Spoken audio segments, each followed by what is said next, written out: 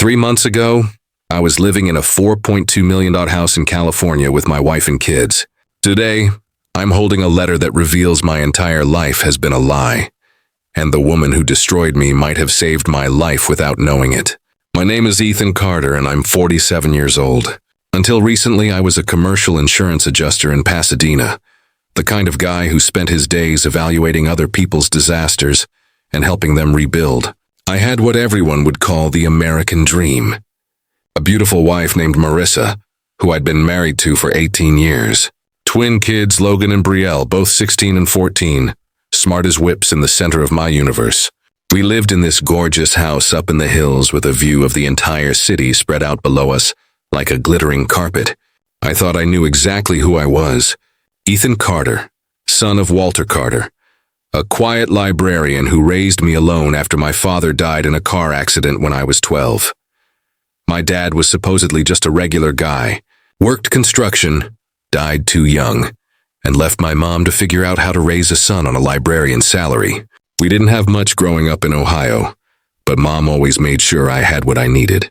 She was the kind of woman who remembered everyone's birthday, who kept photo albums organized by year, who made sure I ate my vegetables and did my homework. Marissa was my high school sweetheart. We met when I was 17 and she was 16. Fell in love the way teenagers do with everything we had. She was ambitious, beautiful, the kind of woman who could walk into a room and command attention without trying. She went into real estate after college and was damn good at it. We built this life together brick by brick, year by year. The kids came along. We moved to California for better opportunities, bought the dream house, enrolled Logan and Betrayal in private schools. Logan was our star athlete, 6'2" and built like his grandfather apparently was, though I never really knew my dad well enough to say for sure. He played varsity basketball, had colleges already scouting him as a sophomore. Betrayal was the artist in the family, just like my mother had been in her quiet way. She could draw anything, had this way of seeing the world that made you stop and really look at things differently. For 47 years, this was my story. This was who I was. Ethan Carter, family man, insurance adjuster, former Ohio kid who made good in California. I had no reason to question any of it. Then everything started falling apart. It began about 18 months ago with small things. Marissa would get phone calls and step outside to take them. She'd come home from work later and later claiming new clients, bigger deals. She started looking at me differently, like I was a stranger she was trying to figure out. The warmth we'd shared for nearly 2 decades just started cooling degree by degree, until I felt like I was living with someone who barely tolerated my presence. The kids noticed it too. Logan would ask me why Mom seemed angry all the time. Betrayal started spending more time in her room, drawing darker pictures, portraits of families that looked broken, even when they were smiling. I kept thinking it was a phase, maybe early midlife stuff, maybe work stress. I tried talking to Marissa, tried planning date nights, tried everything I could think of to reconnect with the woman I'd loved since I was a teenager. Nothing worked. If anything, my efforts seemed to make her more distant, more hostile. Then came the divorce papers. Not just divorce papers, but a full-scale attack on everything I thought I knew about myself. According to Marissa's lawyer, I was a gambling addict who'd been hiding massive debts. I was financially irresponsible, possibly dangerous, certainly unfit to have custody of our children. They had bank statements showing transactions I'd never made, casino receipts with my signature that I'd never signed, witness statements from people claiming I'd borrowed money and never paid them back. None of it was true. Not a single word. But somehow they had documentation for all of it. The courtroom was a nightmare. I sat there watching my entire life get dismantled by lawyers who spoke about me like I was some kind of criminal. My own wife. The mother of my children. The woman I'd shared a bed with for 18 years. Wouldn't even look at me. When the judge awarded Marissa everything, the house, primary custody, even my business assets, I felt something break inside my chest. But the worst part came afterward, outside the courthouse. Marissa walked up to me with this smile I'd never seen before, cold and satisfied. She leaned in close and whispered, "You'll never see Logan and Betrayal again. I'm moving them to Portland next month, and you don't have the money to fight me anymore." That's when I knew this wasn't just a marriage falling apart. This was something else entirely, something calculated and cruel that I couldn't understand. Within 6 weeks, I'd lost my house, my kids, and even my insurance license because of the fabricated financial misconduct allegations. I had nowhere to go except back to Ohio to my mother's house that had been sitting empty since she died 2 years ago. So, I loaded what was left of my life into the back of my Honda Civic and drove one $200 mem to a place I hadn't lived since I was 18 years old. That's where this story really begins. The drive from California to Ohio took me 3 days, and every mile felt like I was traveling backward through time. By the time I pulled into the driveway of my mother's house on Maple Street in Akron, I felt like a ghost returning to haunt his own past. The house looked exactly the same as it had at Mom's funeral 2 years earlier. Small, neat, the kind of 1960s ranch home that defined middle-class America back when that actually meant something. White siding, black shutters, a front porch just big enough for 2 chairs and a small table where my mother used to sit every evening with her tea and whatever book she was reading from the library. I sat in the car for a long time before I could bring myself to go inside. This was supposed to be temporary, just a place to regroup while I figured out how to get my life back. But sitting there looking at that modest little house, I couldn't help but think about how far I'd fallen. 3 months ago, I could see downtown Los Angeles from my bedroom window. Now I was looking at Mrs. Patterson's garden gnomes across the street. My mother, Winifred Carter, had lived in this house for 35 years. She bought it when I was 12, right after my father died, using his life insurance money and what little savings they'd managed to scrape together. It was the kind of purchase that represented hope more than logic. A single mother with a librarian's salary taking on a mortgage because she believed her son deserved a backyard and his own room. Mom was the most quietly strong person I'd ever known. She never remarried after Dad died. Never even dated as far as I could tell. She threw herself into raising me and her work at the downtown branch of the Akron Public Library. Every morning she'd make me breakfast and pack my lunch, then walk the 6 blocks to work, carrying her own lunch in a brown paper bag. Every evening she'd come home with a stack of books under her arm, some for work, some for pleasure, some because she thought I might like them. She had this way of making our small life feel rich and full. We didn't have money for fancy vacations, so she'd create adventures in our own backyard. We'd set up the tent and camp out under the stars, and she'd tell me stories about constellations while we shared a thermos of hot chocolate. When I got interested in model airplanes, she worked extra hours at the library to buy me kits, then sat with me at the kitchen table, helping me paint the tiny details, even though her eyes weren't great. What I remember most about my mother was how she seemed to have this quiet certainty about everything. She always knew exactly how much money we had, exactly when bills needed to be paid, exactly what I needed before I knew I needed it. For a woman who'd been widowed young and left to raise a child alone, she never seemed worried or overwhelmed. She just handled whatever needed handling with this calm competence that made me feel safe, in a way I didn't fully appreciate until I became a parent myself. The strange thing was we always seemed to have just enough money, never plenty, but never the kind of desperate shortage you'd expect from a single mother's librarian salary. When I needed school clothes, there was money for school clothes. When the car broke down, she had it fixed. When I wanted to go to college, she somehow made that happen too, though she never explained exactly how she'd managed to save enough.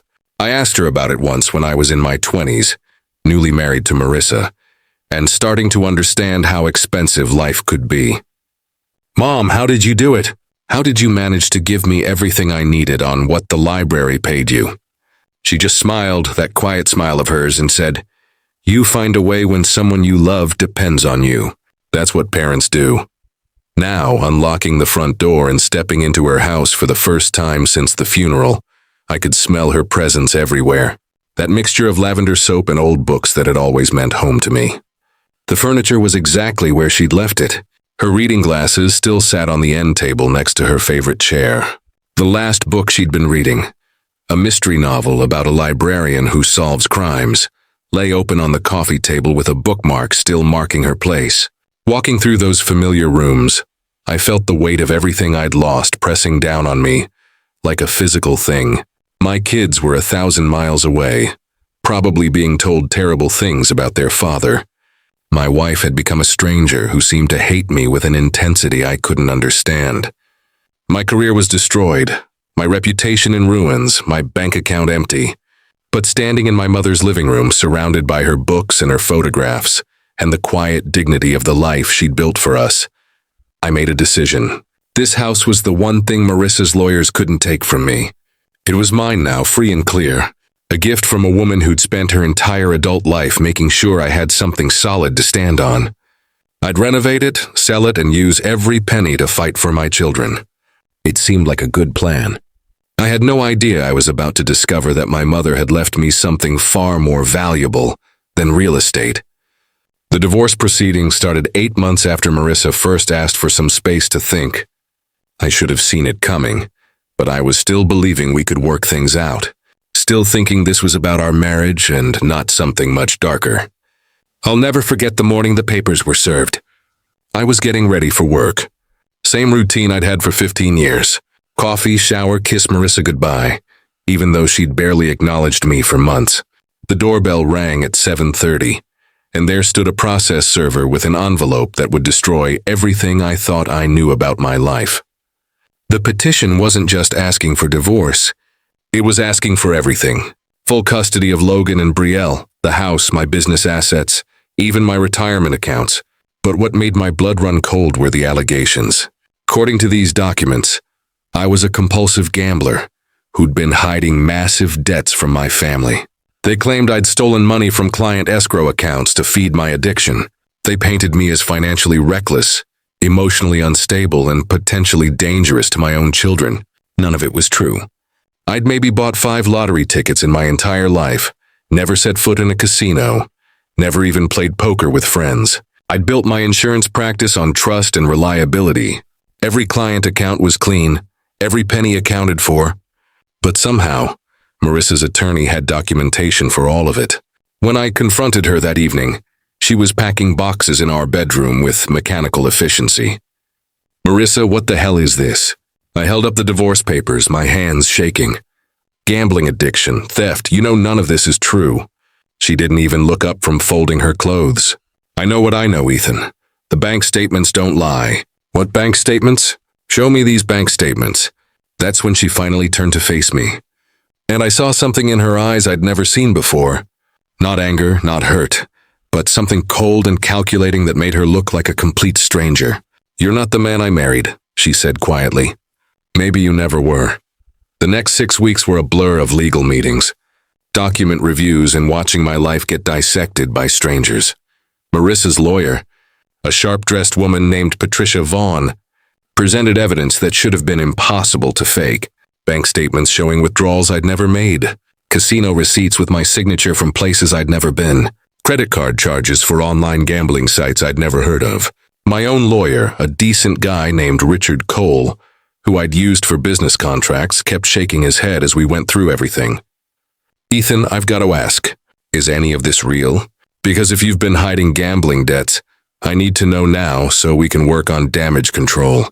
Rich, I swear on my children's lives, I have never gambled anything more than a church raffle ticket.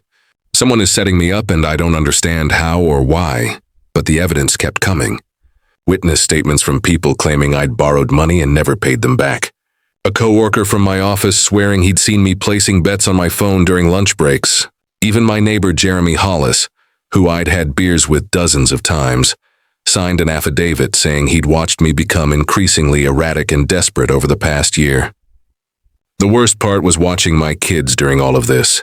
Logan started avoiding me, spending more time at friends' houses, giving me one-word answers when I tried to talk to him about basketball or school. Alyssa would still hug me goodnight, but I could see the confusion in her eyes, the way she was trying to reconcile the father she knew with the man everyone was saying I was. The custody evaluation was humiliating. Court-appointed psychologist named Dr. Elaine Foster spent 3 hours asking me questions about my mental health, my relationship with my children, my financial habits. She was professional but distant, and I could tell she'd already read all of Madison's accusations before I walked into her office. "Mr. Carter, addiction often involves denial. Many gambling addicts become very skilled at hiding their behavior from family members.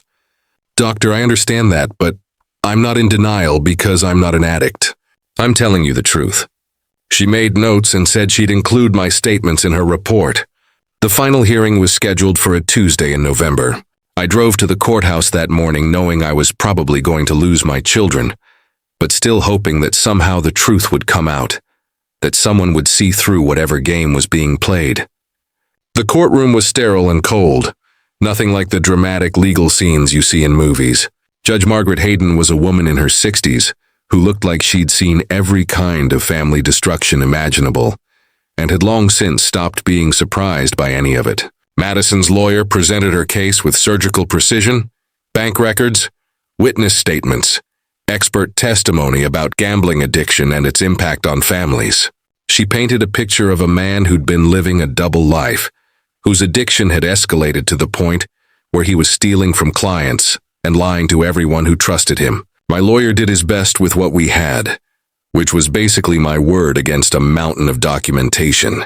He pointed out inconsistencies in some of the witness statements, questioned the timing of certain financial transactions, argued that the evidence was circumstantial. It wasn't enough. Judge Hayden awarded Madison primary custody, the house, and most of our assets. I was granted supervised visitation every other weekend, pending completion of a gambling addiction treatment program and financial counseling. As we walked out of the courthouse, Madison caught up to me in the parking lot. She was smiling, actually smiling, as she delivered the final blow. You'll never see Quinn and Alyssa again. I'm moving them to Portland next month, and you don't have the money to fight me anymore.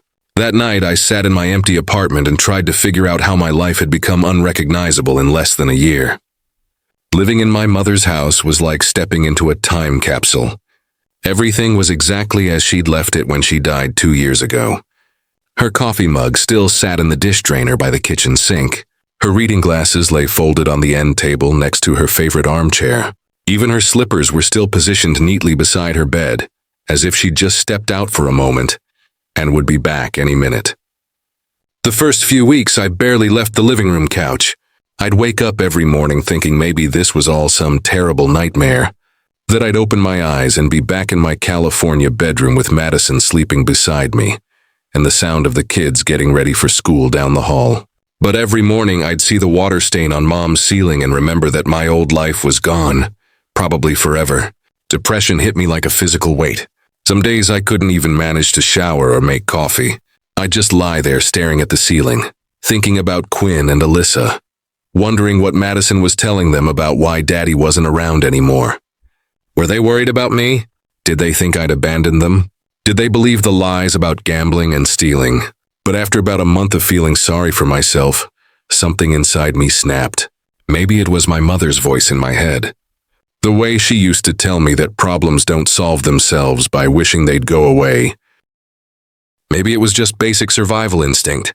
Whatever it was, I realized that if I was going to have any chance of getting my children back, I needed money. And the only asset I had left was this house. The place needed work. Mom had done her best to maintain it over the years, but she was in her 70s when she died, and some things had been sliding.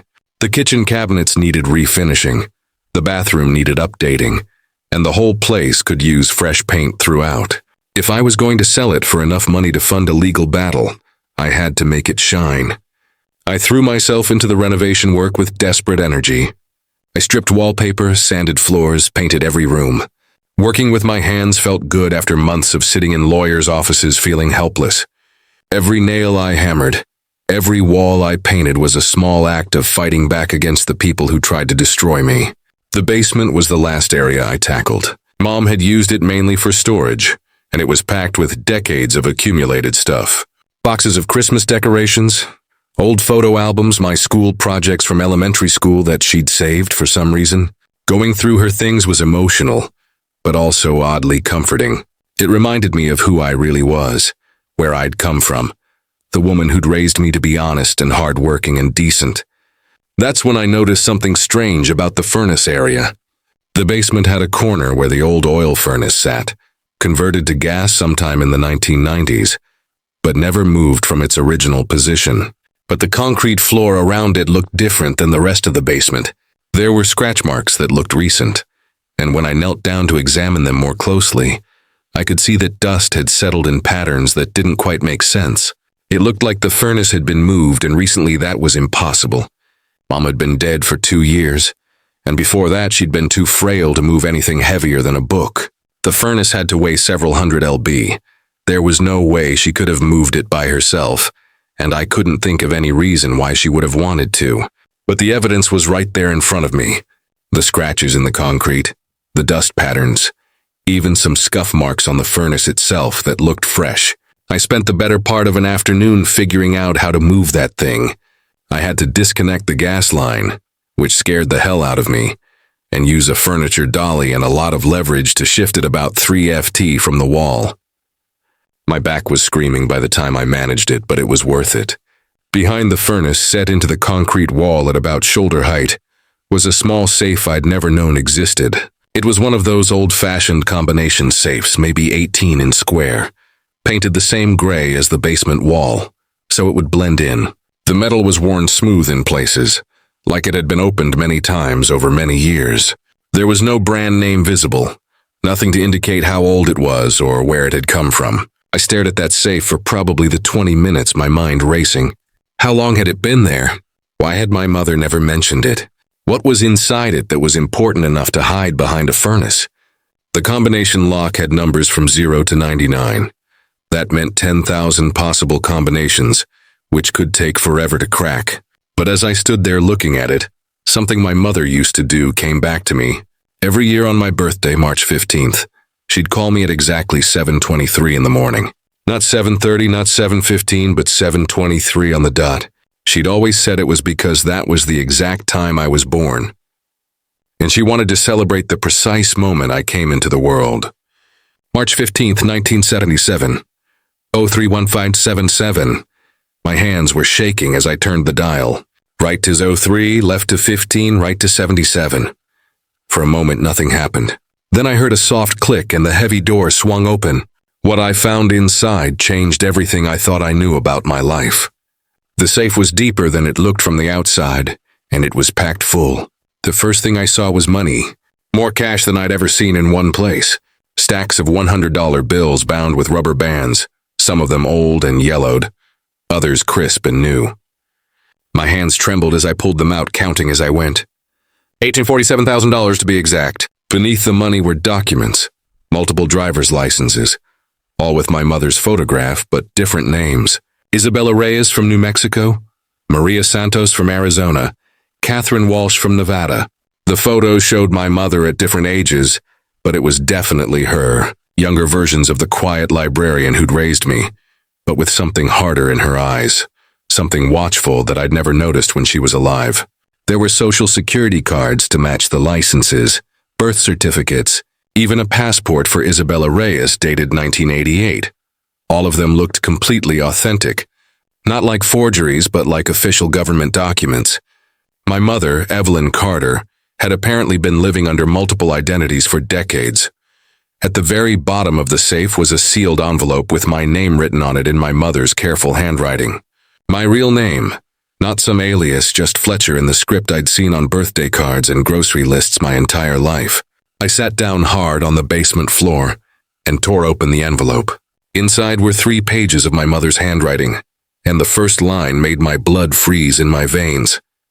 My dearest Fletcher, if you're reading this, they finally found you, and I'm no longer here to protect you. The letter went on to destroy everything I'd believed about my life. Your real name is Fletcher Castellano. Your father didn't die in a car accident when you were 12. His name was Vincent Castellano, and he was murdered by the Torino crime family in Chicago on September 18th, 1989. I witnessed his murder because I was supposed to die with him. Instead, I ran. I took you and I ran.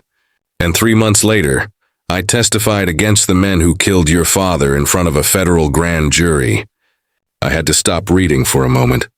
My hands were shaking so badly I could barely hold the paper. Vincent Castellano, not Vincent Carter, construction worker who died in a traffic accident, but Vincent Castellano, who was murdered by the mob. And my mother hadn't just been a widow trying to make ends meet.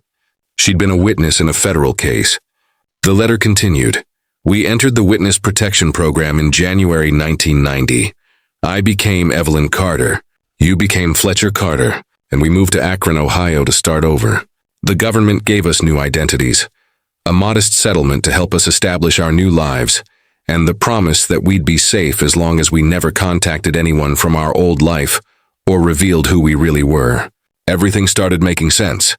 The way my mother always seemed to have just enough money despite her librarian's salary, her reluctance to talk about our life before Ohio, the way she'd taught me never to trust strangers too quickly, never to reveal too much personal information, always to be aware of my surroundings. I thought she was just being protective. She'd been keeping us alive. The money in this safe is what remains of our government settlement, plus money I saved over the years by living carefully. But Fletcher, there's something else you need to know. Something I discovered too late to warn you properly. My heart was pounding so hard I could hear it in my ears. I hired private investigators to watch you in California starting 3 years ago. Not because I didn't trust you, but because I'd heard rumors that people were asking questions about the Castellano family again. What they discovered broke my heart. Your wife Madison has been working with people who've been looking for us for decades. They found you first, and they used her to get close to you. The room started spinning around me. Madison, my high school sweetheart, the mother of my children, the woman I'd loved for 20 years, had been working with the people who killed my father. I don't know if she understood what she was really involved in, or if they manipulated her the same way they tried to manipulate you. But the divorce proceedings, the false evidence about gambling, all of it was designed to break you financially and emotionally so you'd have nowhere to go except back to Ohio. They wanted to force you to come here to the one place where they knew I might have left something that could lead them to other witnesses or evidence from the original case. I felt like I was going to throw up. Every terrible thing that had happened to me over the past year, losing my house, my kids, my reputation, all of it had been orchestrated by people who'd been hunting my family for over 30 years. But my mother hadn't just left me money and the truth. She'd left me a way to fight back. There's a phone number at the bottom of this letter. Call Deputy Marshal Theodore Vance with the U.S. Marshal Service. He's been waiting for this call since the day I died. Tell him you're Vincent Castellano's son, and tell him you're ready to finish what we started. The number was written in red ink underlined 3 times. Below it, my mother had written one final message. I'm sorry I couldn't tell you the truth while I was alive. I wanted to give you a normal life, a chance to be happy without looking over your shoulder every day. But I always knew this day might come. You are stronger than you know, Fletcher. You come from a long line of people who don't back down from fights, even when the odds are against them. Your father would be proud of the man you've become. I know I am. Use the money wisely. Get your children back. And remember that sometimes the worst thing that happens to you leads you exactly where you need to be. I sat on that basement floor for an hour, just staring at the letter and trying to process what it meant. My entire life had been a lie, but not the kind of lie that diminishes you. The kind of lie that protects you until you're strong enough to handle the truth. Then I picked up my phone and dialed Deputy Marshal Theodore. Vance. Marshal Vance answered on the second ring like he'd been sitting by his phone, waiting for 35 years. Vance, Marshal. Vance, this is Fletcher Carter.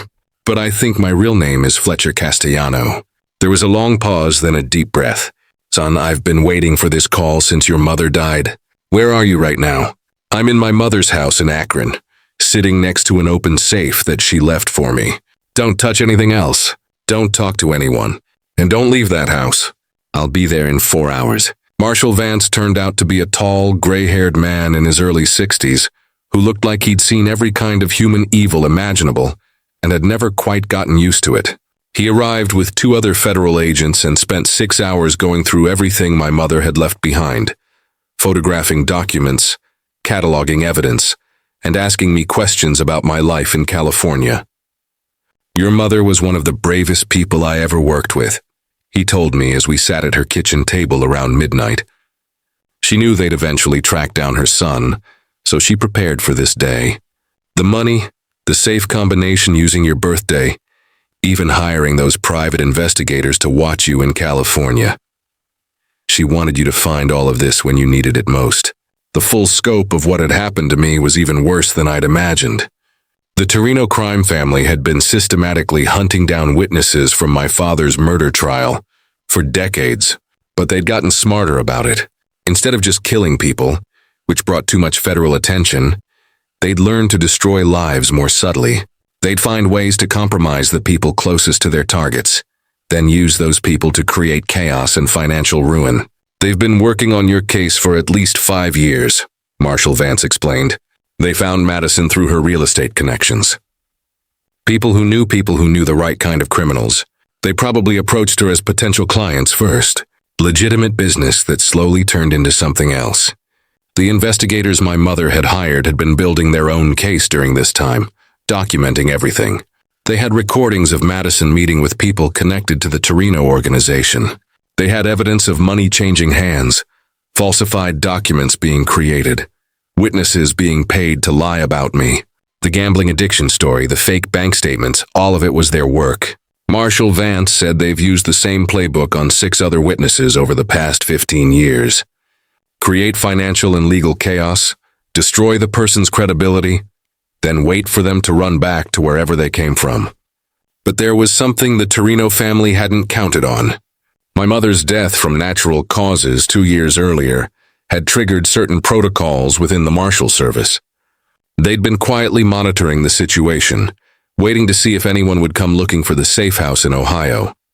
We've had surveillance on this neighborhood for 2 years, Marshall Vance admitted. We knew if they forced you to come back here, they'd eventually make their move. We've been documenting everyone who's shown unusual interest in this address. The most shocking revelation came the next morning. Madison had been arrested at her Portland hotel at 6 a.m., along with 3 men who'd been following her. She'd been cooperating with people she thought were private investigators helping her secure a better divorce settlement. She had no idea they were connected to organized crime until federal agents explained it to her in an interview room. She's agreed to testify, Marshall Vance told me over coffee. Turns out she's as much a victim in this as you are. They convinced her you were hiding gambling debts and other women. They showed her fake evidence, got her scared and angry, then offered to help her protect the kids and secure her financial future. The hardest phone call I ever made was to Quinn and Alyssa. They were staying with Madison's sister in Portland, confused and scared because their mother had been arrested and no one would tell them why. Dad. Quinn's voice sounded small and young. Nothing like the confident teenager I remembered. Hey, buddy. I know this is all really confusing right now, but I need you to know that everything's going to be okay. Your mom and I both love you very much, and none of what's happened is anybody's fault. Are you really a gambling addict? Alyssa asked when she got on the phone. Mom said you stole money and that's why we had to move. No, sweetheart. I never gambled and I never stole anything. Some very bad people lied about me to hurt our family, but the police caught them. We're going to be together again very soon. It took 6 months to untangle everything legally. The evidence my mother's investigators had gathered, combined with Madison's testimony and the federal case against the Torino organization, was enough to clear my name completely. The fake gambling records were exposed as forgeries. The witnesses who'd lied about me recanted their statements. My insurance license was reinstated with an official apology from the state board. Madison and I will never get back what we had. Too much damage was done. Too many lies were told. Too much trust was broken. But we're working together now to help our kids understand what happened and why. She's in therapy dealing with the guilt of having been manipulated into destroying her own family.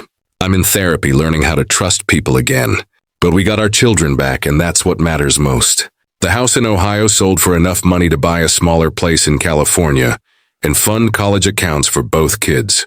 Quinn's back on the basketball team, and his coach says several colleges are still interested, despite the disruption to his junior year. Alyssa's art has gotten more hopeful lately, more colorful, though she still draws a lot of pictures of families that look like they've survived storms. I think about my mother every day, about the sacrifice she made to give me a normal childhood, about the courage it took to testify against murderers and then spend 35 years looking over her shoulder. She saved my life twice, once when I was 12 and again when I was 47, and I never got the chance to thank her for either one. The Torino case is going to trial next year, and I'll be testifying just like my mother did all those years ago. This time, though, I won't be running afterward. This time, we're going to finish what she started. Sometimes the worst thing that happens to you leads you exactly where you need to be. My mother knew that, and she made sure that even from beyond the grave, she could still protect her son. If this story touched you in any way, please share it with someone who might need to hear it. Leave a comment below and tell me about a time someone in your family protected you in ways you didn't understand. Until later. And if you want to hear more stories about ordinary people facing extraordinary circumstances, subscribe to this channel and hit that notification bell. Thanks for listening, and remember that sometimes the people who love us most are the ones fighting battles we never